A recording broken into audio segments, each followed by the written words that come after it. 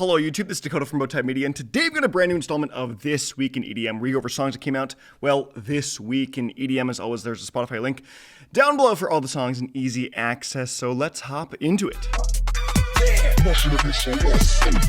Starting off in the bad category is TroyBoi featuring MC Harvey with Go Off. I don't know what kind of trap rap TroyBoi was going for with this thing, but the mixing is flat, the production sounds outdated, and the track just feels incomplete. It just actively sounds like a bad song. We got Will Sparks and Sarah DeWarren with Pulse, another main stage big room techno track that is playing off all the trends of today, offering little else in terms of creativity. Then we've got TYNAN with Rave Siren from the new Angry Music EP. Rave Siren is a very fitting title as, well, the lead synth melody is essentially just a rave siren that's constantly going off.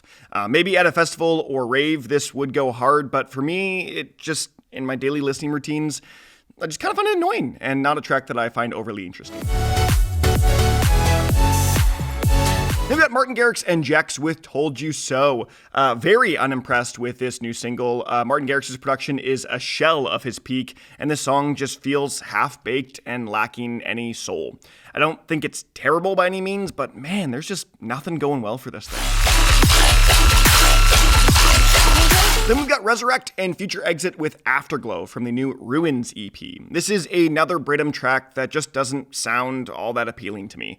This one is probably just another personal preference thing more than anything, but I find the lead synth to be pretty annoying and the track fairly standard, all things considered. Then we got Dirtyphonics and Circadian with You Want Me, the VIP. I mean, I don't really see a reason for this VIP to exist, in full transparency. The core sound of the track has barely changed, and what did change is a significant downgrade from the original. And considering how short this thing was, I just don't get the justification for this thing being released.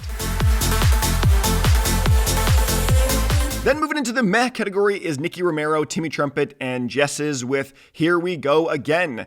Far from egregious commercial slop, but still not anything more than radio bait. It's got that kind of party narrative that EDM listeners either really relate to or don't at all, and the beat is kind of just a generic commercial house cut, so it's not all that bad. Then we got Malaa's Alter Ego and Odymel with Mango Disco. I recognize that tech house is intentionally kind of repetitive as to keep that kind of club-focused groove constantly present, but man, there is nothing happening on this track past the 30-second mark. I was really hoping his kind of alter ego here from Malaa would have pumped some of that creative juices into the man, but not so much. Then we got Laser City featuring Annabel with Without You. Gareth Emery's newest release under this kind of Laser City show alias, and it's kind of underwhelming. For Gareth Emery standards, this thing is pretty tame trance with a flat mix and generic lyricism. Then we got Excision, Wooli, and Ganja White Knight featuring Eksman with Rapid Fire. For such a massive triple, kind of quadruple collab here, the song was definitely a letdown. It's a short track with two unique movements, but individually the sections don't really feel like there's anything fantastical about them. In fact, they both felt very reserved and safe, which is not something I would expect from Wooli, Ganja White Knight, and the whole crew here. Then we got Code Pandorum with La Fin Absolue de Monde, which is the title track from the album of the same name, which I'm not going to try to pronounce again because I'm sure I butchered it the first time. But I very honestly have not dove into this full record, and I have only heard this real title track from it, and I just don't think this is my style. Heavy, abrasive, operatic dubstep with big kind of slowdowns and metallic synths. I'm sure there's some deeper narrative that flows throughout this whole record as well, but at this point I'm fairly neutral on this track in particular. Then we got Kill the Noise and HVDES with Echo Chamber. I think there is a lot going right for this song, but also elements equally going wrong. HVDES' vocals are great, and I love the first two drops, but the hardstyle finale was very weak, kind of weird, odd way to conclude a track that had a lot really going well for it. The vocal chops were also a little odd as they dragged on a bit too long each time they were hit, and they were essentially kind of covering over the rest of the song, the rest of the backing track. And again, it's not bad, but I just think it had a chance to be so much more.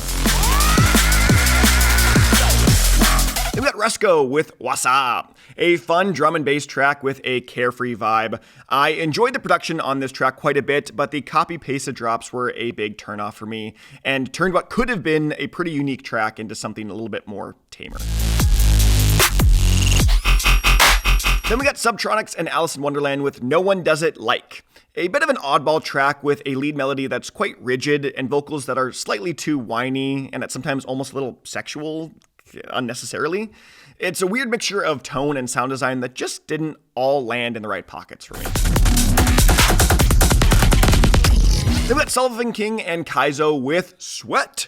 Definitely a unique track by sound design and production standards for sure. For a Sullivan King and Kaizo collab, this is not what I expected, and I deeply appreciated that. That being said, the drops felt oddly uneasy and hard to really jam to. With the constant switch-ups, albeit slight, it kind of makes it for kind of hard to keep me fully invested in the track as it goes on, and it just gets switched up time and time again really quickly, especially in the second drop. And while I do appreciate the switch-up in tone, I do think this needed a little bit more intensity from these two. Then we got Slippy featuring Wisner with Superhuman. Yeah, I'm just not all that sold on drum and bass being Slippy's best foot forward. Again, I don't think it's a bad track by any stretch of imagination. I just think his style of production is a lot more geared towards dubstep and trap, as these D&B cuts lean into more generic territory, which isn't something that's often said about Slippy tracks. Then we've got No Taker with Belt of Saturn, the VIP, which is actually a VIP of his Belt of Venus track. But this one is a little bit less airy in its atmosphere and overall decrease in production instrumentation. Makes for a new mix that is more approachable for a wider audience, but feels like a dumbed down version of its original, which was already fantastic. They got Cascade and Punctual featuring Poppy Bascombe with Heaven Knows, a track that feels dominated by Cascade on the verses and Punctual on the choruses or drops. Before we hit those drops, this track has this very well-refined Cascade feeling of this progressive house build. But those kind of drops come and turn the track into a fairly generic radio bait single. I think this could have really worked out well for the two of them, but just didn't quite stick the landing.